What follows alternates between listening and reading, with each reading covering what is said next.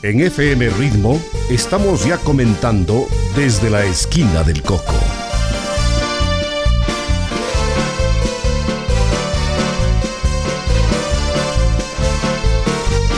Desde la esquina del Coco, el pulso de la ciudad que palpita fuerte en los hechos y personajes que han forjado nuestra realidad.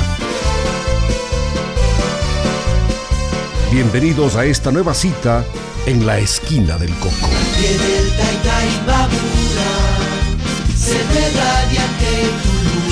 Saludos amigos, nadie podía imaginar que un ciudadano suizo que había llegado a Ecuador a finales de los años 40 en base a su perseverancia, conocimientos, entereza para afrontar situaciones de la vida, vería al paso de los años junto a su esposa crecer una familia respetada y querida que se afincaría finalmente en nuestro medio para formar su propia empresa que desde 1964 comenzó a crecer en Caranqui, la empresa procesadora de lácteos Floral.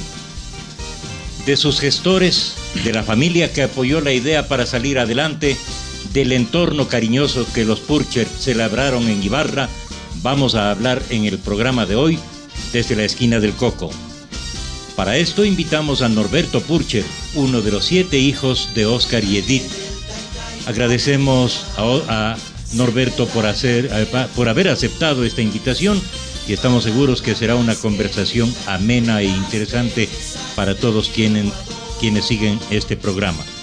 Agradecemos también la presencia de Jorge Madera, como siempre con su aporte valioso para el programa desde la esquina del Coco.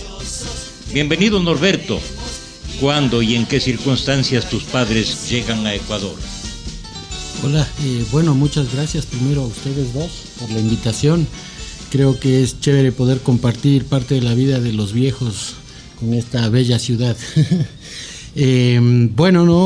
Papá y mamá llegaron después de casarse prácticamente al Ecuador en el año 49, específicamente a la ciudad de Cuenca, contratados por otro suizo que estaba casado con una ecuatoriana, Max Conans, que obviamente muchos lo conocen por el tema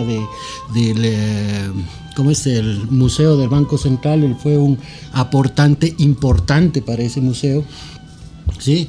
Y bueno, él estaba casado con una cuencana que tenían una hacienda lechera y le invitaron, o más bien dicho, fueron a buscar un quesero en Suiza para que haga quesos suizos en el Ecuador.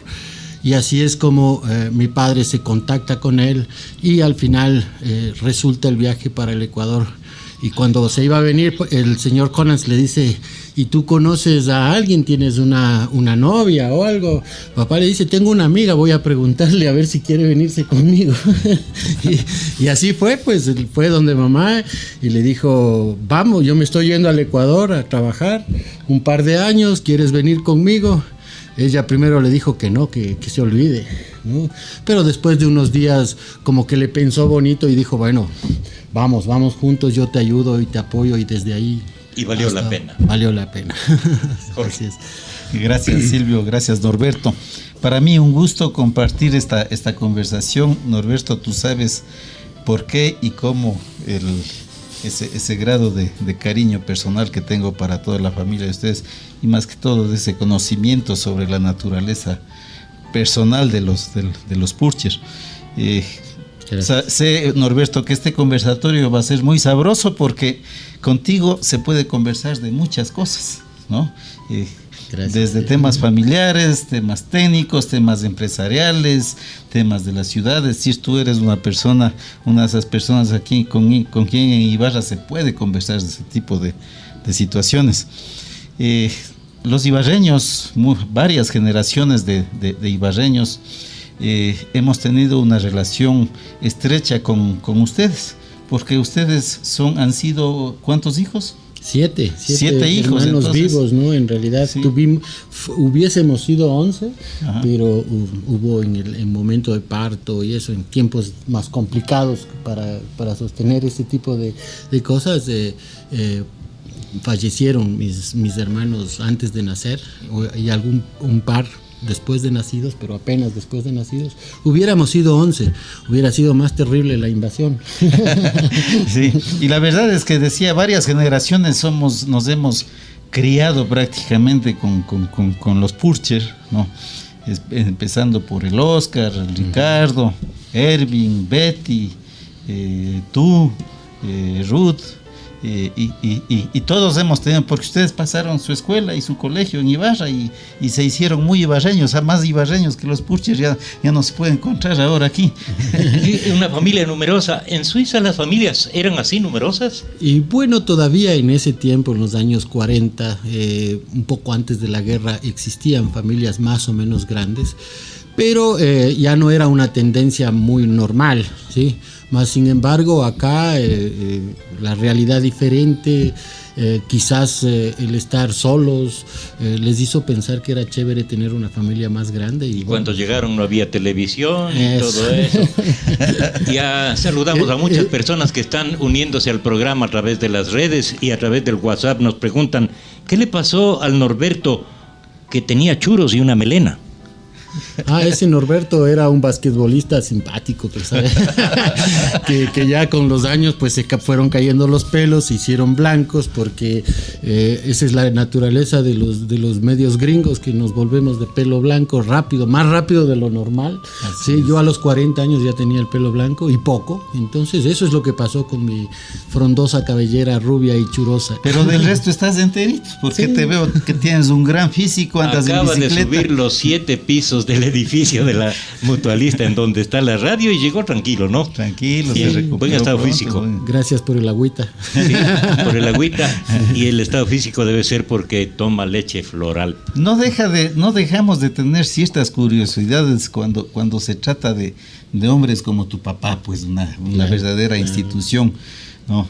Tú nos has contado desde que le propusieron a él en Suiza que se venga al Ecuador, ¿no es cierto? Y cómo se vino con tu madre, ¿no? Sin embargo, ¿cómo fue la vida de tu papá en Suiza antes de eso? ¿Cuáles eran cómo era la vida de él allá?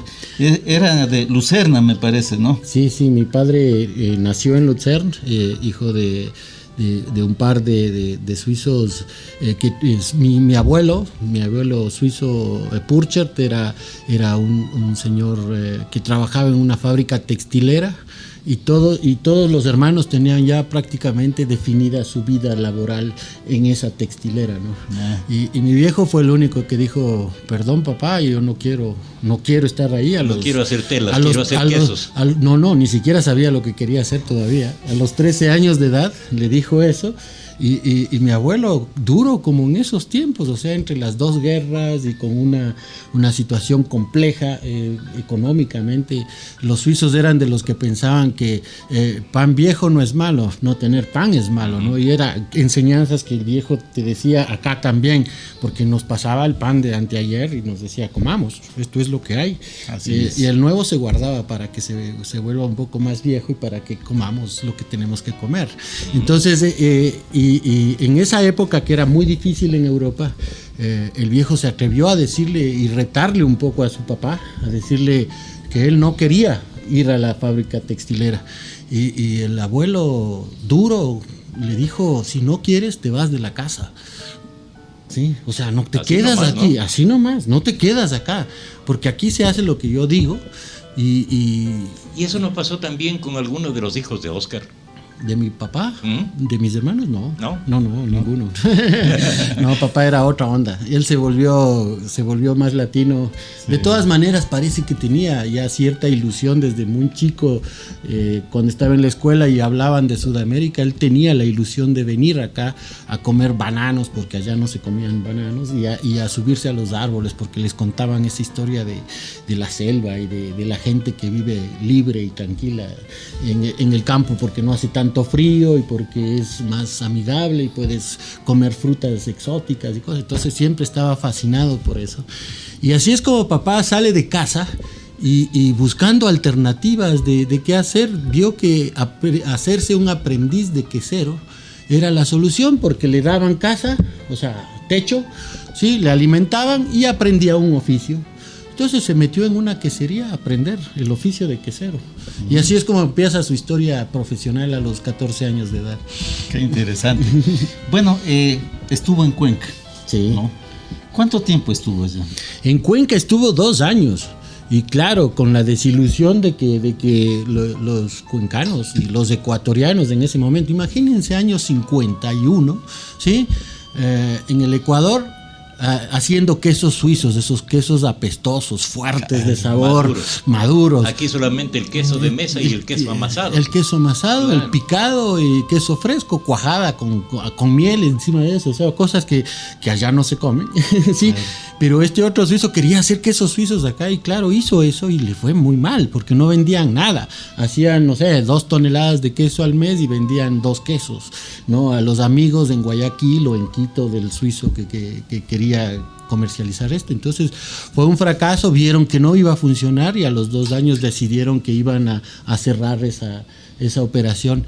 Pero justo antes de irse, hacen una feria en Cuenca agropecuaria y deciden exponer ahí los quesos. Uno de los visitantes a la feria era el presidente de ese tiempo, Galo Plaza Lazo, ¿sí? Y claro, conoce los quesos, ¿sí? Prueba y dice, yo quiero esto. O sea, él ya probó. Y había probado en otros lados fuera.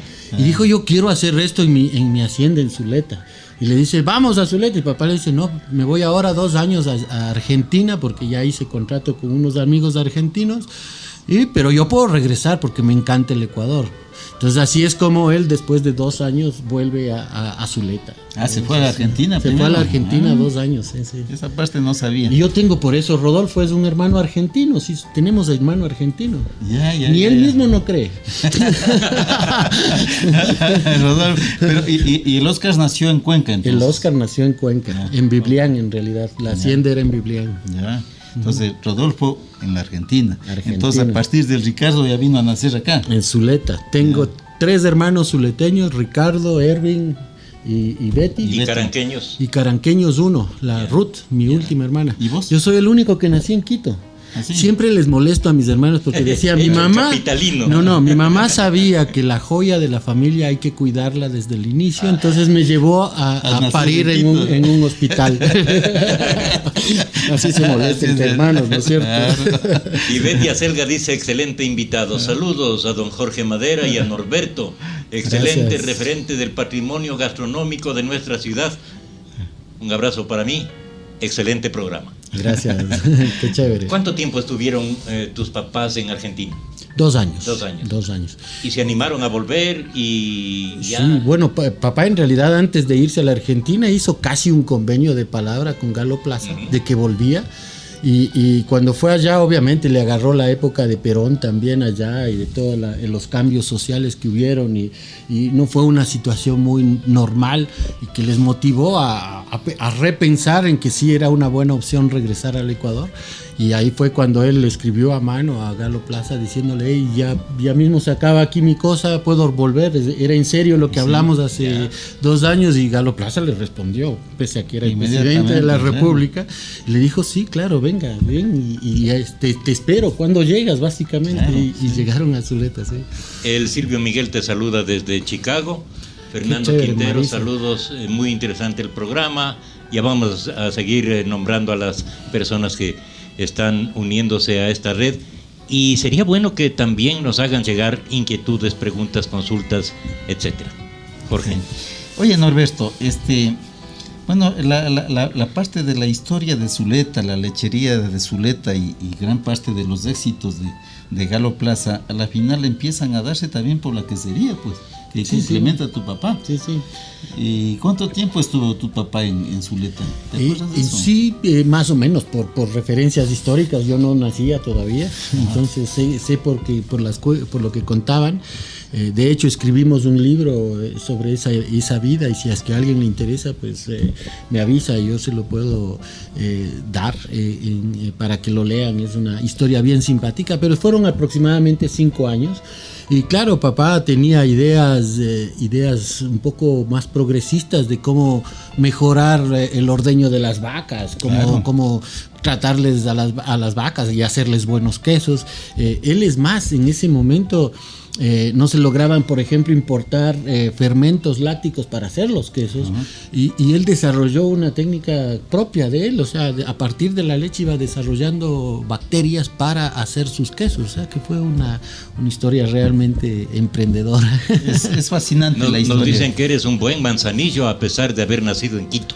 Absolutamente manzanillo hasta donde se puede. Y de los del 80, que somos los más plenos de todas maneras. Norberto, de Zuleta tu padre pasa a San Gabriel.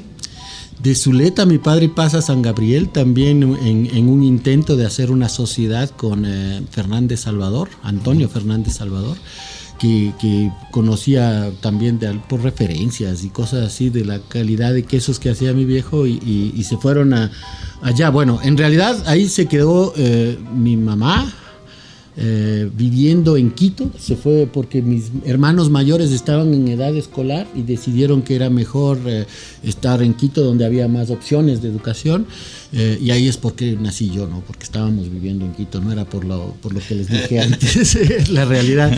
¿Y cuál fue el motivo para que escogieran, después de estar en San Gabriel, por qué escogieron Ibarra? Bueno, ahí hubo un momento especial en la vida de papá y mamá, después de un poco un segundo fracaso de tener una sociedad real, de hecho, con gente ecuatoriana que quiera hacer una empresa más grande. Papá se planteó la idea de regresar a Suiza con su familia a buscar trabajo y hacer su vida allá. Y más bien fue mi mamá la que le dijo, oye, ¿qué vamos a ir a hacer allá? Ya estamos fuera de Suiza 10 años, 11 años, o sea, ya ni nos han de conocer. ¿Sí? Más bien busquemos una forma de hacer acá. Y claro, eso le empieza a sonar a papá. Dice, no, en realidad yo ya... Porque él en los últimos 4 años que estuvo en San Gabriel, trabajaba una semana haciendo quesos y se iba la siguiente semana a Quito a vender los quesos en la calle, o sea, con su camioneta atrás. Se paraba en la 10 de agosto frente al Ministerio de Finanzas, estoy hablando años 60, 61, ¿sí? Y se paraba ahí con su camioneta a vender los quesos, ¿sí? Y claro, la gente pasaba y los turistas pasaban y compraban, y ya empezó a conocer un poco la historia de cómo vender. Y ya les comenzó a gustar el queso maduro. El queso maduro, ya había más gente que había salido, regresado, había más extranjeros viviendo habían acá. Supermercados. Y empezaba en ese momento Supermaxi, claro, o sea, la favorita en ese tiempo, y que estaba ahí a 2 cuadras de donde papá se paraba con la camioneta. Y él cuenta que la historia de la relación con ellos fue chistosa, porque uno de los Wright vino a verle y a decirle, oye, ¿por qué no vendes tus quesos en mi tienda, en mi supermercado? Y papá le dijo, ya, pues claro, ¿cómo no? ¿Por qué no? O sea, vendamos. Y empezó así la relación. Es una relación de más de 50 años con la favorita, o sea, es increíble. Excelente, ¿no? Sí. Excelente. ¿Aún no había Norberto todavía? Ya casi que salía, pero sí.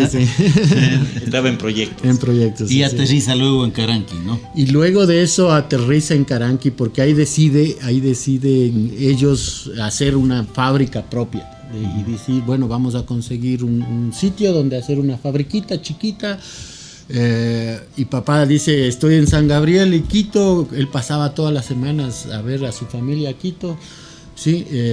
Y dice, bueno, Ibarra tiene un clima lindo, es súper chévere, tranquilo, creo que no está lejos de Quito, ¿sí? Y que es donde vendería los quesos. Y después igual hay buses para Guayaquil, para Cuenca y cosas así, podré mandar mis quesitos y mis cosas.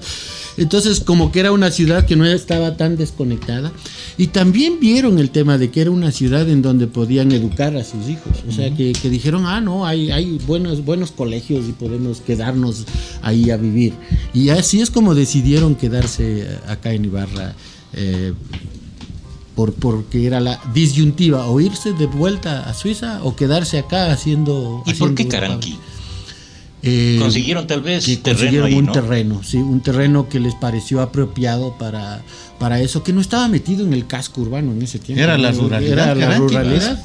y era lo que se debía hacer. Ahora estamos metidos casi en el centro de la ciudad, ¿no? Así es. Parroquia urbana, y la ciudad ha crecido mucho más arriba de Caranqui. Así es. ¿No? Así Empezó estamos mirando desde aquí. Y empezó una historia exitosa ya en Ibarra. Ya en Ibarra. En Ibarra, que todos la hemos admirado, la hemos seguido, y más que todo, tan cercanos los Purcher a las familias ibarreñas, y las familias ibarreñas siempre apreciando a esa familia exitosa y de gran corazón. Norberto, no está por demás recordarle a tu hermano Ervin, que falleció hace poco. También, junto. Hermano del alma. Tú sabes eso. Y bueno, esa cercanía me ha permitido a mí conocerles a ustedes, conocerte a ti desde chiquito, ¿no? De tal manera que, Norberto, este es un programa que trata de resaltar estos éxitos de las personas, y ¿no? Estos valores esta familia, ¿no? Sí. Que a la final se ganaron el aprecio de todos y son ibarreños. Sí, en realidad a papá varias veces y a mamá varias veces les oí decir, esta es la ciudad que nos acogió, y somos parte de esta ciudad. O sea, ni siquiera pensaron jamás en irse de acá. O sea, frente a los problemas, crisis económicas, lo que haya pasado, nunca pensaron en migrar. Dijeron, no, aquí estamos, tenemos amigos, tenemos buena gente, somos respetados, no le hacemos daño a nadie y queremos estar en paz y en tranquilidad. Y bueno, decidieron que era bueno, además de por el buen clima, era bueno quedarse en Ibarra. Qué bueno. Hablemos de la primera planta, entonces, la primera planta de Floralp. Pero antes hay una curiosidad también. ¿Por qué escogieron este nombre, Floralp? Ajá. Eso fue discusión en la familia, bueno, de mis hermanos que tenían entre 10 y 13 años de edad, mi papá y mi mamá. Cuando decidieron ya quedarse acá y hacer la empresa, el papá en una buena noche, junto con los hijos, les dice, ¿y cómo le ponemos? ¿Qué nombre le ponemos a los quesos? Porque vamos a hacer quesos. Ya vamos a comprar la leche de Pinzaquí, del Pedro Freile, ¿sí? Y vamos a empezar a hacer quesos con 400 litros y que tenemos que ponerle un nombre. Con 400 comenzaron 400 el Caranqui. litros de leche. Con 400 litritos, ¿verdad? Sí. Y claro, por ahí uno dijo, que sí, hagámosle, no sé, cualquier nombre, ¿no? Y otro de los chicos, alguna otra cosa, y mamá sale y dice, a mí me encantan las flores. No sé si te acuerdas la casa, o si pueden ir ahora algún rato a Floral, van a ver, siempre era un jardín. O sea, la fábrica era un jardín y la casa que está al lado era llena de flores. Y es por esa afición de mamá de cultivar la tierra y ponerle bella, que es bien suizo, ¿no? O sea, es una característica bien suiza. Y claro, dice mamá, a mí me gustan mucho las flores, quizás le podemos poner el nombre de alguna flor y de alguna cosa así.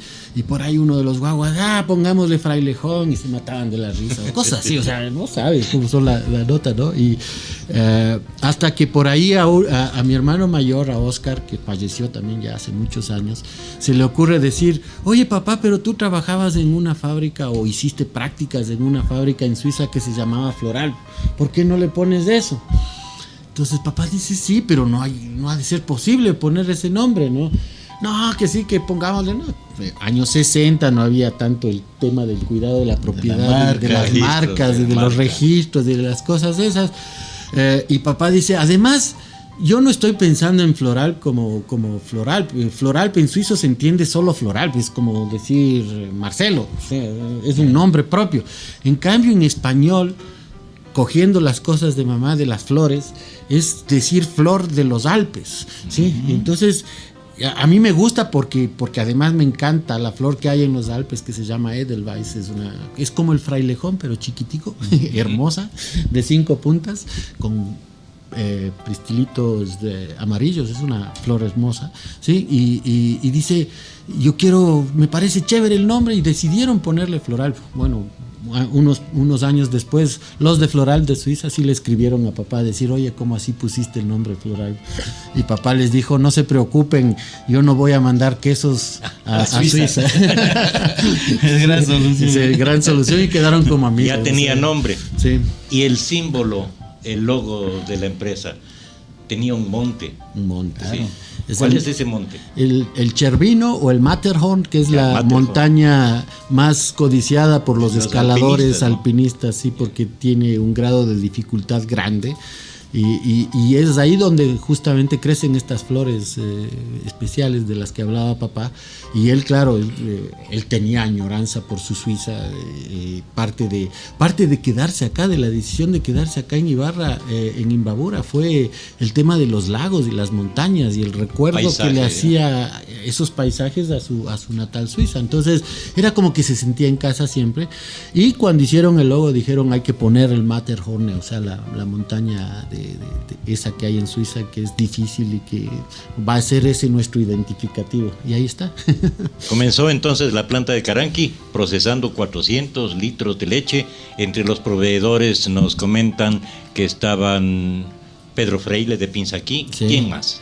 En ese tiempo, bueno, empezaron con la leche de ellos, que casi solo con ellos. Después empezaron a comprar leche en Salinas de Germán Herrera. Había Amador, que tenían leches por acá cerca.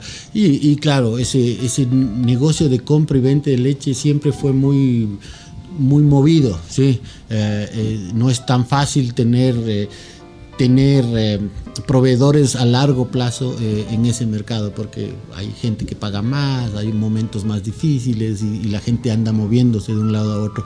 Más bien después de algunos años en Floral hicimos una estrategia de fidelización y ahora tenemos ganaderos que están, no sé, 40 años con nosotros, ¿no? Trabajando permanentemente. ¿Y la planta de Caranqui cuando se instaló era artesanal total? ¿O sí, tenían ya algunas máquinas? ¿Cuándo se implementaron las máquinas? ¿Y cuándo, o mejor dicho, la pregunta sería, ¿solo producían quesos con los 400 litros? Sí. ¿No vendían otros productos como la leche, por ejemplo? No. ¿Cuándo apareció la leche Floral para que el ibarreño cambie la costumbre de comprar la leche de camioneta? Señora, la leche, señora, la leche. La leche y el litrito ahí, que era 3/4 de litro y con un poquito de agua, ya todo eso. Y con el dedo metido. Y ¿no? con el dedo metido. Pues, y con agua no muy sana. Sí, bueno, y no parece que se murió nadie de eso, entonces no hubo un problema serio. De todas maneras, sí, la historia de producción de Floral empezó haciendo queso súper artesanalmente, o sea, una olla con palas de madera y moldes de madera, que papá mismo mandaba a hacer con los artesanos geniales que hay acá en la zona, y así fue como fue creciendo paulatinamente y desarrollando otros productos, pero de queso, siempre en el tema de quesos, hasta el año, en realidad, en el año 76 es cuando salió la leche Floral. O sea, la leche de funda. Sí, y eso te estoy hablando que son ya 12 años después de haber iniciado Floral, ¿no? Y eso fue por una decisión, la típica innovación industrial que te venían y le enseñaban a papá que hay procesos mejores para pasteurizar la leche, para dar tratamientos térmicos y cosas así, y ahí se fue viendo. Y las empacadoras. Porque antes toda la familia estaba pegando etiquetas, doblando cajas, tapando envases, vendiendo, etcétera. Sí. Yo me acuerdo, ahí ya estaba yo guagua y yo me acuerdo. Y a los amigos nos hacían ayudar también. También, claro. Pero probaban el queso. No, verás. Qué va, si eran unos quesos hediondos. A ti te ha de haber pasado, y todos mis amigos, los manzanillos que iban a mi casa desde que éramos guaguas, siempre les encantaba ir por el cafecito de mamá con pan especial, café en leche obviamente, queso de cualquier tipo, sí, y ayudar a hacer las cosas, en serio, o sea, todos metíamos la mano ahí, todos los que iban había que hacer, había que pegar una etiqueta, había ayuda, no seas mala gente. Y verás, Silvio, las costumbres de las familias, ¿no? Una tradición. La parte fuerte de la casa de los Purcher era la sala, la cocina comedor. Sí. Esa sala ahí casi no le topaban. No. Había sala en la casa, pero el centro de reunión social y familiar estaba, todos conocíamos la cocina y el comedor. No. Ahí se desarrollaba toda la vida. Entonces, eso al parecer preguntando un poco a europeos, alemanes, a gente de por allá, dicen, o sea, parece que esa es la costumbre, sí, ¿no?, del europeo, el que ese lugar sea el centro de acogida de una casa. Y esto es lo que yo vi aquí, eso sentimos. Sí. Bonito. Leyendo un poco el interesante libro que narra la vida de Óscar Purcher, y a propósito, gracias Norberto por el obsequio y la dedicatoria, me encuentro con algo que también nos toca a nosotros de la radio en la página 33, cuando dice que la familia Purcher, después de tomar cafecito, comenzaba la noche, claro, se sentaban a escuchar la novela Luis Dragón, Conquistador del Espacio. La transmitíamos desde la CRI. Sí.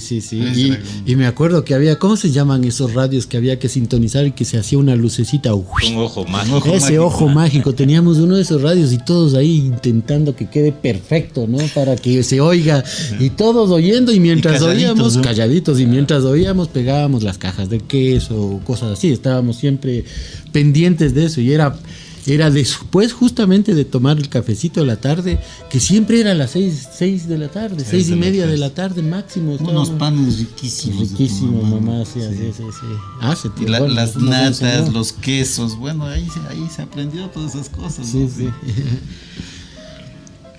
Hemos hablado de tu padre, de la familia, y muy poco de la mamá, doña Edita. Se ganó el cariño de la gente. Así es. Muy querida. Sí.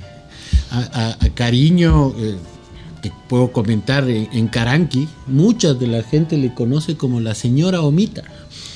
Omita. Y Oma es abuela en alemán. ¿Y abuelo? Sí, Opa. Opa y Oma. Y a mi mamá le conoce mucha gente como la señora Omita, porque es típico del lenguaje acá de hacer diminutivos, ¿no es cierto? Sí. Entonces es la señora Omita. Con ya ves, Jorge, ya sabemos alemán. Ya un par de palabras. Sí. Más o menos como yo, igual. Más. Andrés Arellano dice un saludo especial al señor Purcher. Soy vecino de Alfonso Gaviño. Ya. En sus tiempos mozos jugaban básquetbol en la cancha del barrio, junto al señor Larrea, Jorge Luis Rivadeneira y compañía. Buenos tiempos, saludos, felicitaciones. Y el Silvio Miguel dice, no hagan tener ganas de esas cosas ricas que hacían en la familia Purcher, ¿no? Qué bueno. No, sí, buenos tiempos esos. Íbamos a jugar básquet de ahí en el barrio de la... ¿Cómo se llama? La Bola Amarilla, más abajito. Ahí donde vivía el Gaviño, ¿no? La Bola Amarilla. Más abajito de la Bola Amarilla. Ahí el Coliseo ese, ¿no? Sí. Y es que había una cancha en la que hoy es la calle Ricardo Sánchez. Claro. En esa cancha. En esa cancha íbamos a jugar, justamente. Y Norberto fue buen basquetbolista, me acuerdo de un campeonato nacional en donde tú te desempeñaste muy bien, defendiendo los colores de la provincia, ¿no? Sí, bueno, me gusta todavía, ¿no? Cuando puedo juego, ya las rodillas molestan, pero así es la vida. Más sin embargo, sí, aprendí además un montón del básquetbol, de la disciplina, del deporte, del trabajo en equipo y de hacer las cosas con un propósito, ¿no? Eso es parte de hacer. ¿Cuál fue el siguiente salto de Floral luego de que ya se instaló a hacer quesos con 400 litros diarios de leche en la planta de Caranqui? Como les comentaba, en el año 76 empezar a hacer leche pasteurizada fue un salto importante en volumen de producción, porque leche se vende todos los días y todo el tiempo y todo el mundo consume. Entonces ahí es cuando empezó a crecer los volúmenes de producción. Otro hito importante en Floral viene a ser en el año 83. Yo ya estaba estudiando en la universidad, Administración de Empresas, y con mi hermano Rodolfo pensamos que era un buen momento para... Todos estábamos bien, todos sanos, todos contentos, mis padres totalmente activos. Un buen momento para hacer una sociedad entre todos de la empresa, hacer una empresa familiar y quitarle todo el peso de lo que sería un lío hereditario en el futuro a mis padres. Entonces fue una estrategia interesante y que también nos puso ya en otra tónica, porque ya estabas hablando de más actores, de más responsabilidad, de más involucramiento de Mis hermanos ya regresaban de Suiza estudiando, algunos querían trabajar en la empresa, entonces había que empezar a abrir como que el escenario. Ya es cuando nos volvimos más fuertes en Quito, Guayaquil, empezamos a copar un poco el territorio nacional, ¿no? ¿Y cuándo comienzan a industrializar ya con máquinas el procesamiento de la leche, la fabricación de quesos? Sí, fue un desarrollo paulatino. Como digo, empezamos con las máquinas de leche pasteurizada, la envasadora. Después ya dijimos, bueno, hay que hacer queso fundido también para los que venden hamburguesas. Entonces había que comprar una maquinita y cada vez que se iba desarrollando productos nuevos, se iban comprando equipos específicos para ese tipo de productos. Después, claro, la típica, hay que mejorar la vida útil del producto, envasemos al vacío, hay que comprar un empacador al vacío y así se va desarrollando, ¿no? En el tiempo, las cosas es como 50 años o 55 ahora, es bastante tiempo, ¿sí? Como para ir decirte, y los saltos estuvieron más bien dados por lo que iba sucediendo en el mercado. El mercado iba cambiando, ¿no? Y nosotros íbamos adaptándonos del mercado. A eso, sí. Yo alguna vez que estuve en la planta de Floral en Caranqui, todavía era artesanal, por ejemplo, la preparación del queso mozzarella.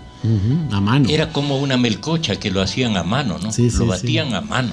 Así es, con las manos, o sea, agarrábamos, cortábamos pedazos de queso de más o menos 500 gramos, metíamos en agua caliente, dejábamos que se haga chicloso y ahí hacíamos el hilado, que esa es parte importante del proceso mozzarella. Ahora es mecanizado. Ahora es mecanizado todo, sí, claro.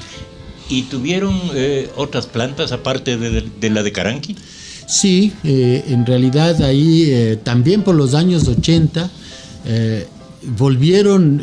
volvimos a conversar con la gente de Zuleta, los Plaza, y Fernando Polanco, que era un muchacho entusiasta y que dijo, oye, rehagamos quesos en Zuleta. Y vinieron, nos propusieron que nosotros nos metamos en ese proceso, le dijimos genial, y así es como salió esa plantita que era con sociedad nuestra, con participación nuestra en ese negocio, pero con un manejo de marca diferente y de productos. Marca de ellos, otra marca, ¿no? De ellos, los productos Zuleta, ¿no? Quesos Zuleta se llaman así como tal. Y también en este proceso de crecimiento tú vas necesitando más materia prima. Comprábamos leche en el Carchi y ahí también apareció la oportunidad de comprar una planta quesera de unos ganaderos que no habían tenido éxito, y dijimos, ese es un buen espacio para hacer un centro de acopio primero, o sea, para que la leche llegue ahí y nosotros vayamos, recojamos y traigamos acá. Y después vimos que era conveniente volverle en un centro de producción de quesos y le especializamos en 3 tipos de quesos, el queso fresco. Y a propósito dicen una pregunta, ¿cuál es el producto insignia de la compañía? Yo creo que son varios, en realidad somos reconocidos por algunos de los productos y depende un poco del consumidor. Por ejemplo, Floral fue el que desarrolló acá en el mercado ecuatoriano el queso que ahora se usa para todos los sándwiches en el Ecuador, el queso holandés, una barra de queso de 3 kilos que la gente era fácil de cortar, se compraban una rebanadora y podían hacer el sándwich a toda velocidad. Entonces ese fue un queso importante dentro de nuestro crecimiento, ¿sí? Y de ahí los quesos maduros. En realidad nosotros tenemos escuela de eso y desarrollamos la cultura y la costumbre de comer quesos en el Ecuador. O sea, en realidad el Ecuador es uno de los países a nivel latinoamericano que se come mejor queso, ¿sí? Y creo que el culpable fue mi viejo, o sea, que agarró y desarrolló ese gusto y les empezó a hacer comer camembert o brie o tilsit o roquefort. Y justo te iba a preguntar, sí, las marcas de los quesos que tienen un olor raro y unos nombres difíciles, ¿no? Sí, bueno, algunos y claro, eso son nombres que dieron los generadores de esos productos en otros países, son tipos de queso, sí, así es. Sí. Norberto, al pasar el tiempo, Floral tuvo una experiencia muy interesante al hacer un programa de desarrollo de proveedores, ¿no? Sí. Utilizándole a Floralp, ¿no? Como la empresa Ancla, ¿no? Y ustedes empezaron a comprar a pequeños productores y les integraron, ¿no? Así es, sí. Cuéntanos un poco de ese proceso, porque esto es importantísimo desde el campo, desde el punto de vista social, ¿no? Así es, sí. El hecho de que no solamente el ganadero grande puede integrarse a una industria, sino también el ganadero pequeñito.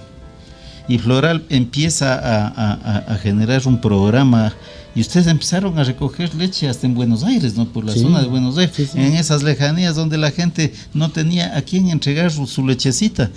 Esa experiencia, cuéntanos, Norberto, ¿cómo fue? Y la historia dice que cuando tú estabas al frente de la empresa, Norberto, tenías como 120 proveedores de leche. Sí. Cuenta lo que te pregunta Jorge. No, sí, ese fue un tema súper reconocido a nivel local, regional. Inclusive en algún momento nos invitaron a hablar hasta en Francia de cómo hicimos esta cosa. Y eso tiene dos principios básicos, ¿sí? Una era, ¿cómo hacen para nosotros nos hicimos dos preguntas? ¿Cómo hacemos para que la leche no sea tan volátil en precios? Una vez costaba 100, otras veces costaba 20 y no sabías qué iba a pasar dentro de 3 meses. A veces había un verano muy prolongado y se complicaba eso. Entonces, ¿qué hacemos para que no sea tan volátil? Y eso vimos que era un tema de productividad, que el ganadero no producía lo que más podía producir al menor costo posible, entonces dijimos, hay que hacer una estrategia de productividad. Y de ahí, claro, como hacemos quesos finos, quesos maduros que necesitan almacenarse durante mucho tiempo, la calidad de la leche era súper importante, ¿ya? Con esas dos cosas en mente desarrollamos un programa de fomento súper dirigido a calidad y productividad. Sí, en eso nos ayudó Carlos Batallas, no sé si tú le conoces a Carlos, claro. Y Lili Sotomayor. Hicimos un programa súper exitoso, súper bueno. Nuestros productores empezaron a mejorar su calidad, su productividad espectacularmente. Y ahí en ese momento se acercaron, los primeros que se acercaron fueron unos 15 pequeños productores del Carchi, del Carmelo, en la frontera con Colombia, a decirnos, oye, queremos venderles la leche. Y claro, nosotros, vendernos la leche, ¿y cómo vas a llevar todos los días desde el Carmelo hasta la planta de San Gabriel, por último? Te va a costar mucho, es improductivo, o sea, eso no funciona. Además, ¿qué leche me vas a vender? ¿Sí? Además, ¿cuántos litros de leche te produce una vaca? Y los tipos dijeron, estos están locos, mejor no le decimos, verás, hagamos una cosa, ¿sí? Júntate, tú, entre varios, y anda juntando a todos los que están a tu alrededor, ¿sí? Yo te apoyo para que ustedes compren un tanque frío de leche, para que ese sea como que el centro donde van todos allá, y nosotros sí te ofrecemos ir a recoger la leche de ahí, ¿sí? Pero ya en volumen. Pues, en volumen, para que se justifique, porque si no era improductivo.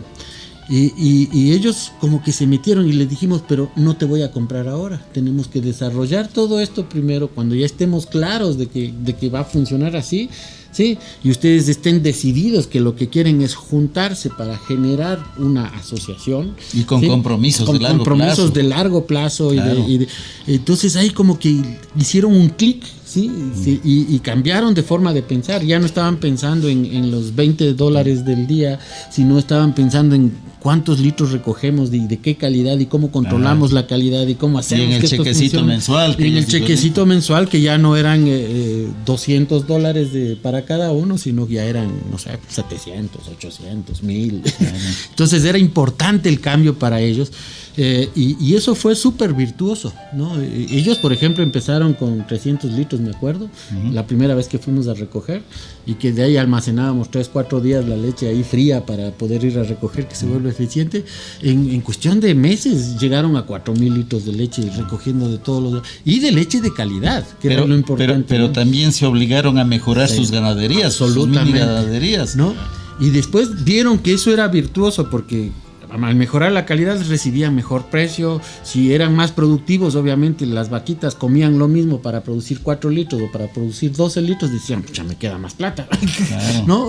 Empezaron a pensar como empresarios, como gente que maneja las cosas, y después, claro, ya empezaron más bien a tener líos de qué hacemos con la plata, porque nos está sobrando como asociación, o sea, y no queremos repartirnos todo entre todos nosotros, sino hagamos cosas para el desarrollo de nuestra comunidad.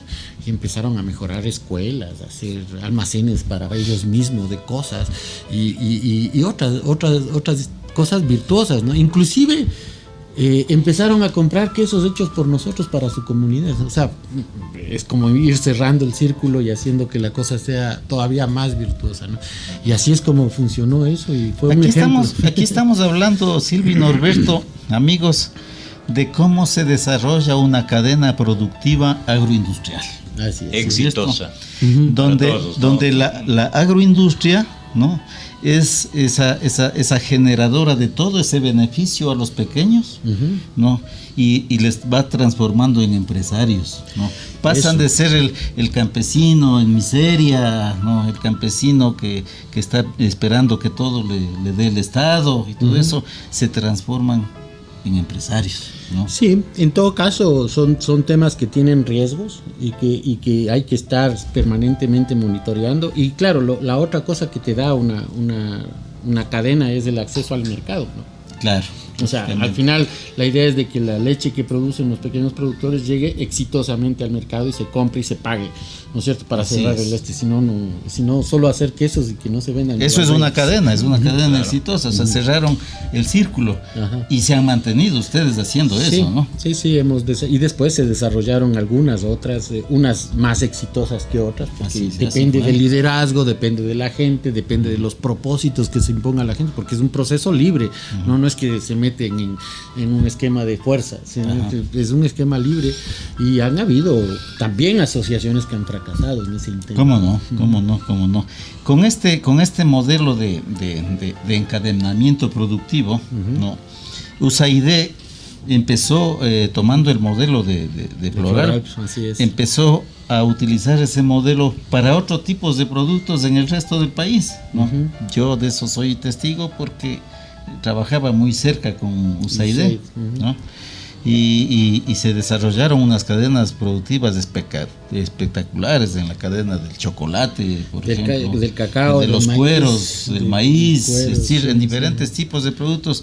Y no es más que una cadena, es un círculo virtuoso que se arma entre la industria y el pequeño productor. El pequeño productor que tradicionalmente está suelto y no sabe qué hacer con su producto y desamparado, se vincula a la industria y sale a través de la industria con mejorías económicas. Esto es en realidad una de las estrategias importantísimas que se pueden seguir implementando en el país, lejos de satanizar a las industrias, a las empresas. En realidad hay que ver la parte virtuosa, ¿no? Así es, sí. Interesantes historias que hay que salpicarlas con lo que también nos preguntan los amigos que siguen el programa. Andrés dice que se acuerda del año 1997, el café Floral en la Teodoro Gómez de la Torre. Claro. Y se acuerda de una copa increíble que era la Copa Romanov. Diga la receta, por favor. Bueno, el café Floral, ese sí fue emprendimiento mío. Ya. O sea, claro, era parte en algún momento empezaron a aparecer estas tienditas de quesos Floral, Penquito y así, hechas por mis hermanos. Y cuando yo estaba acá en Ibarra terminando la universidad, se me ocurrió que debía hacer un negocio con un valor agregado adicional, y dije, genial, un delicatessen de buenos quesos, ¿sí? Pero además de buenos quesos tiene que haber buenos embutidos, tiene que haber buen pan, tiene que haber buen helado, tiene que haber buen vino, y se me fue complicando la cosa, y dije, no, tenemos que hacer rica comida también, o sea, comida buena y buen café. A propósito, dicen ¿Qué fue de la receta del Big Hot Dog? Del Big Hot Dog. ¿Cuál era la salchicha? La salchicha era una Frankfurter hecha por un carnicero que todavía existe en Quito, que se llama Carlos, y que son geniales. Si necesitan el contacto, yo ahora no tengo acá, pero te los puedo pasar y tú puedes publicar. Pero en se la acuerda radio. la gente, ¿no? Sí, claro, Sí. se acuerda. Sí, es que sí, fue sí. un Los éxito. productos Y buenos. sigamos conversando del café floral. Claro, con gusto. Era un éxito. Claro Era muy que sí. agradable. Muy agradable. Un lindo ambiente. A propósito y se de la- comía muy bien. A propósito de la Romanov, era helado con crema, un poco de fruta y encima le poníamos ralladura de queso para que la gente coma queso con helado. Que después también se copió eso mucho en otras heladerías, ¿no? Claro, ya en las ensaladas de fruta ya se lo usa, ¿no? Ajá, sí. Pero fue una experiencia bien linda. Además que juntos con mi hermana, porque a mi hermana le fui jalando a Ruth, a mi hermana menor. Ella estaba recién casada, con hijas chiquitas. Le dije, apóyame, vamos con esto, vamos para adelante a hacer esto. Desde el diseño de las cosas, ¿no? Dijimos, las sillas tienen que ser sillas de director, de esos de director de cine, para que Director de la cine. gente se siente Y las ahí. divisiones esté de cáñamo. tranquilo. Eso, así, las divisiones de cáñamo. Hicimos algunas cosas. Estuvo chévere, fue una experiencia linda. Después con el tiempo, obviamente, yo ya estaba más involucrado en floral, metido hasta la cabeza. Fui descuidando eso y más bien decidimos vender el negocio que después de unos años cerró. ¿Floral tiene plantas fuera del país? Tenemos una planta en el Perú que nació en el 98 y justo ayer, no, en el 99. Justo ayer conversaba con el gerente de allá que me escribe y me dice, oye Norberto, ¿cuándo vienes a darte un salto por acá? Entonces le dije, claro, invítame, yo no tengo problema, yo voy. Claro. Y me dice, y le digo, oye, ya son casi 20 años de estar allá. Me dice, sí, qué bestia, cómo ha pasado de rápido el 20 tiempo. años 20 están en años Perú. prácticamente. ¿En qué ciudad están? Oxapampa. Oxapampa es una ciudad súper especial en el Perú, que es... el Perú recibió muchos austríacos y alemanes en posguerra que decidieron cruzar los Andes e irse hacia la selva. ¿Sí? Y están en una zona que se llama Ceja de Selva, es como Baeza acá más o menos, ese clima, esa onda, ¿no? Y asentaron esta ciudad que se llama Oxapampa y otra más abajito que se llama Posuso. Está prácticamente en el centro geofísico del Perú. Si tú trazas 2 diagonales, ahí está Oxapampa, ¿no? Sí, ahí había un proyecto de apoyo del gobierno o de un cantón en Suiza por un amigo suizo que vive en Lima, amigo de Rodolfo, que estudió junto con él en la universidad, que le contó, oye, estamos haciendo estos, pero estos manes no saben hacer quesos, no saben hacer nada, ¿quieres meterte? Eran ganaderos. Eran ganaderos con este plan Son ganaderos, con este plan de erradicación del cultivo de coca y de drogas, ¿sí? Porque era el momento complicado del Perú con Tupac Amaru, con todas estas cosas, y la droga y la guerrilla y todo eso. Claro. Entonces, para darle riqueza, el gobierno decidió apoyar estas iniciativas de generación de industria sobre esto y los ganaderos decidieron ponerse una quesería y no sabían cómo hacer. Entonces nos invitaron, fuimos, vimos, primero Rodolfo, después fuimos juntos con Rodolfo y después le dijimos a papá que vaya a chequear solo. Se fue papá con mamá, regresó encantado, dijo, hagámosle esa cosa ahí. Y nos pusimos a hacer. Igual allá empezamos con 400 litros de leche. Esa planta no ha crecido mucho, pero es una planta, un referente turístico en el Perú. O sea, uno dice, vamos a la selva, vamos a pasar por la fábrica de quesos de Floral. Y si la gente quiere conocer la fábrica de Ibarra, también hay apertura. Absolutamente, claro que sí. Sí. Para que la gente conozca cuál es el proceso de elaborar queso especialmente, y cuál es el queso más difícil de elaborar o el que más tiempo necesita. Sí, bueno, son 2 parámetros diferentes como dificultad. En realidad cada cual tiene su especialidad y si no haces bien las cosas se te complica. Por ejemplo, un queso camembert que tiene moho blancos superficiales. Si tú no generas las características específicas para que ese hongo crezca, pues no sale. Entonces tienes que tener mucho cuidado en humedad, en temperaturas, en la leche mismo, en cómo manejas la cuajada. Entonces tienes que, es un arte hacer queso en realidad, ¿no? Y hay otros que sí, que como sabes que se van a madurar en 6, 7 meses, 8 meses, como el queso duro, el parmesano, que es para rallar. Pero es rico rallar un buen queso parmesano, no un queso seco en la refrigeradora, ¿no es cierto? Claro. Entonces se puede hacer también queso seco así, pero no es la idea. Entonces son quesos que tienes que cuidarles durante mucho tiempo, y la parte difícil de ese es mantener su corteza sana, limpia, bien hecha, y es un trabajo de interdiario. O sea, hay 2 o 3 personas que se pasan limpiando, acariciando los quesos durante 6 meses, ¿no? O sea, son partes de los procesos lindos de hacer queso. Y claro, sintetizando, ¿cómo es que las bacterias transforman la leche en queso? Bueno, hay diferentes bacterias. Primero hay enzimas que coagulan la leche y que es la parte principal para separar agua de sólido. El queso al final es una forma de conservar la leche, y una de las formas para conservar la leche es quitarle agua o actividad de agua, que es donde mejor se sienten las bacterias que hacen daño, ¿sí? Entonces, al coagular tú quitas un 50% del agua, que se transforma en suero de quesería, que se usa para alimentación o se usa para hacer otros productos, ¿sí? Y el resto sí ya se vuelve queso. Y ahí es donde empiezan a trabajar las bacterias. Las bacterias básicamente lo que hacen es comerse la lactosa, o sea, el azúcar que tiene la leche, y algunas proteínas, pocas, y algunos de los otros elementos. La leche en realidad es un alimento súper completo, tiene hidratos de carbono, tiene azúcares, tiene vitaminas, tiene minerales, tiene de todo, ¿sí?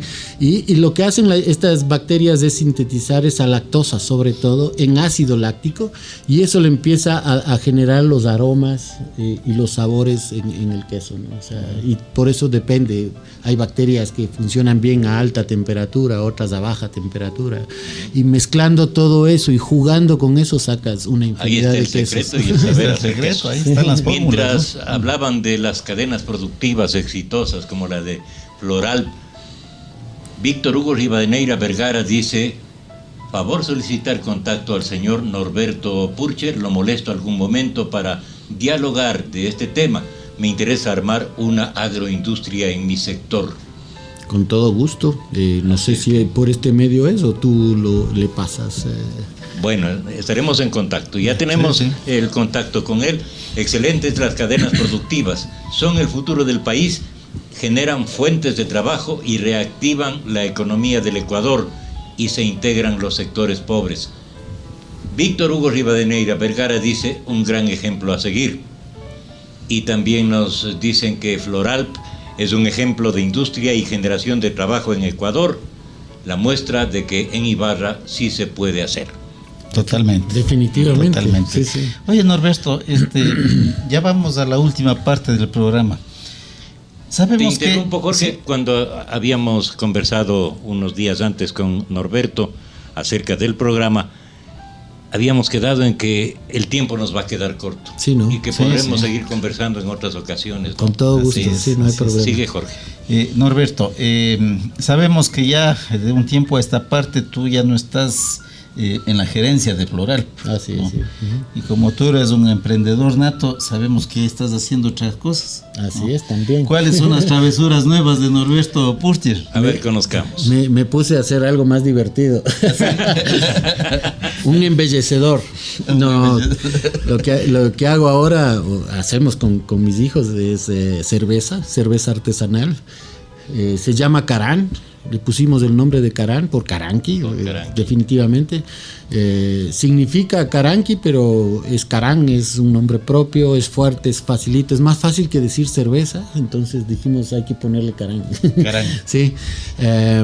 Y bueno, estamos en este proceso de desarrollar este emprendimiento, súper ilusionados y puesto un poco toda la experiencia y el conocimiento. ¿Cuánto tiempo tiene este proceso, es decir, este emprendimiento, y qué tal responde la gente a la cerveza artesanal Carán? Bueno, el proceso de desarrollar todas las cervezas, de aprender a hacer cerveza, de meterse en ese mundo espectacular, porque además es otro de los productos nobles que ha producido esta humanidad, ¿sí? Así es. Como los quesos. Como los quesos. Sí. Entonces, yo empecé en el 2015 con el proceso de investigación y de desarrollo y de todo eso. Para el 2016, o sea, hace 2 años y medio prácticamente, empecé ya en el mercado con cervezas. La respuesta ha sido positiva. No estamos apurados, no queremos meternos a la fuerza en el mercado. Estamos generando adeptos y conocidos y se oyen siempre buenos comentarios. Además un mercado diferenciado, ¿no? Diferenciado, sí. Estamos queriendo además hacer cervezas diferenciadas, cervezas únicas, cervezas ibarreñas. Por ejemplo, los sabores son diferentes. Sí. La materia prima es diferente. Bueno, la base de la cerveza siempre va a ser malta de cebada. Claro, ¿sí? Pero nosotros ¿cómo le das otros sabores? Nosotros le estamos creando cosas alrededor de las frutas hermosas que tenemos en la zona, ¿no? El higo, por ejemplo, tenemos una cerveza oscura, porter con higos, que hay gente que da la vida por esa cerveza, que se llama cada rato, oye, ¿cómo hacemos? ¿Cómo me puedo llevar? Hacer cosas de esas. Tenemos otra que desarrollamos, una cerveza súper fresca, espectacular para cosas picantes, que es hecha con tunas rojas del Chota. Sí, la señora que me trae las tunas en el mercado, que se llaman París, siempre me llama, vea, don Norberto, ya están aquí sus tunas, venga a ver la tuna.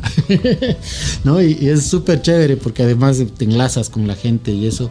Desarrollamos también otra que es hecha con mandarina y cacao, y que le llevamos a un nivel alcohólico casi como el vino.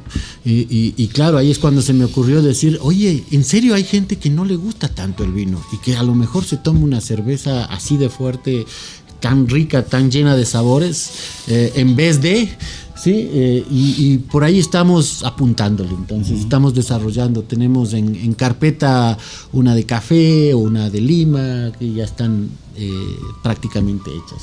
¿Sí? Qué bien. En este momento ya estás produciendo entonces para vender. Sí, claro. Además, ¿dónde conseguimos tus cervezas? ¿No? En Floral. En Caranqui, en mi casa. Gran pretexto para irte a visitar y verle un ratito a tu mamá. No, de hecho, algunos de los ibarreños, y seguramente la gente que está escuchando conoce, yo hago cada cierto tiempo en mi casa una noche de cerveza, donde la gente viene, oye buena música, come unos quesitos y toma mucha cerveza y se conversa de las cosas lindas que tiene Ibarra, de la gente hermosa, y se arma una cosa así súper chévere. Me has invitado varias veces y no he podido No has podido ir. También tenemos una cava en Otavalo, una cava de cervezas en Otavalo, está en la Plaza de Poncho, se llama Cava Carán. Ahí, por ejemplo, estamos desarrollando comida hecha a base de cerveza también, o sea que estamos metiéndonos en el mundo de la cerveza. Claro. Muy interesante. Conocemos también que existe un emprendimiento en el que participa alguna universidad, creo que tiene el auspicio de la CENESID, para conjuntamente con Floral producir alimentos congelados. Así es, este es un proyecto. Nosotros teníamos ya desarrollado un producto de quesos, de 3 tipos de quesos diferentes, congelados, listos para freír, como las papas fritas. Si te das cuenta que están congeladas y que tú les metes al sartén y salen enseguida, de un sabor espectacular en realidad. Pero vimos que la tendencia en el mercado es a no hacer tanta fritura. La gente empieza a tener cada vez más reservas en hacer cosas fritas en aceite. La gente se cuida la salud ahora, ¿sí? Y entonces ahí es cuando decidimos lanzar este proyecto de innovación a la academia, para decirles, oigan, ayúdennos a desarrollar el mismo producto, básicamente, pero que se meta al horno y que no necesite meterse dentro de un sartén con aceite. ¿Y cómo fue el proyecto? Hay varias universidades interesadas, de lo que he escuchado de cerca. Está la UDLA, está la UTE, está la San Francisco también, creo, metidos. Hay chicos de la Católica de acá que también y de la Técnica que han manifestado interés en desarrollar esto. O sea que sí fue una cosa que causó revuelo en la academia. Ya chévere, desarrollemos, se han puesto a trabajar, veamos los resultados, ¿no? Hay que mirar siempre, al final la innovación solamente es real cuando hay alguien que paga por ese producto, ¿no? Si no hay. Así se nos fue el tiempo. Así es. Inventarse cosas para no poder vender no tiene sentido, así es. Eso no es innovar, Eso no es innovar. Se nos fue el tiempo, pero quedamos en deuda y quedamos pendientes para seguir conversando con todo gusto de estas historias tan interesantes. Solamente yo tengo una pregunta sí, final, si me permite, Silvio. Claro. Norberto, has vivido en Ibarra. Eres ibarreño. Súper ibarreño, caranqueño. Un poco como que arrastra también. Sí, arrastra. Claro, yo soy bien. A mí se me ríen porque me ven así medio gringo y arrastrando. Dicen, ¿de dónde es?